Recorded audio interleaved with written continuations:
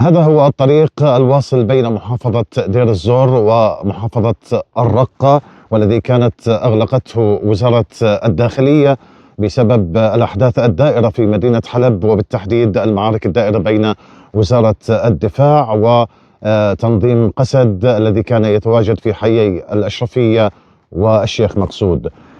تنظيم قسد كان قد فرض حظرا للتجوال في محافظة الرقة يبدأ من 9 مساء هذا اليوم وينتهي الساعة 6 من صباح اليوم التالي. ما تزال التعزيزات العسكرية التي ترسلها وزارة الدفاع من مناطق الساحل ومناطق مجاورة باتجاه مناطق التماس مع دير حافر، والتي أعلنتها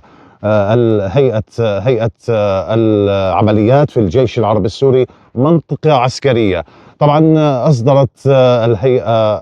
هيئة العمليات في الجيش العربي السوري بيانا أيضا وجهته للمدنيين المتواجدين في دير حافر ومسكنة والدائرة المحيطة لهذه المناطق، والتي كانت أعلنتها منطقة عسكرية وهدف للجيش العربي السوري. خاطبت المدنيين من خلال هذا البيان بمن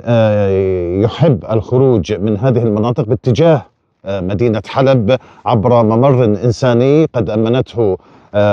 وزارة الدفاع لخروج المدنيين الآمن باتجاه مدينة حلب ابتداء من الساعة 9 من صباح الغد، وينتهي خروج المدنيين من يرغب بالخروج من هذه المناطق بحدود الساعة 5 مساء. طبعا ووجهت من ضمن هذا البيان أيضا نداء للمدنيين المتواجدين في دير حافر والمناطق التي أعلنت منطقة عسكرية وهدف للجيش العربي السوري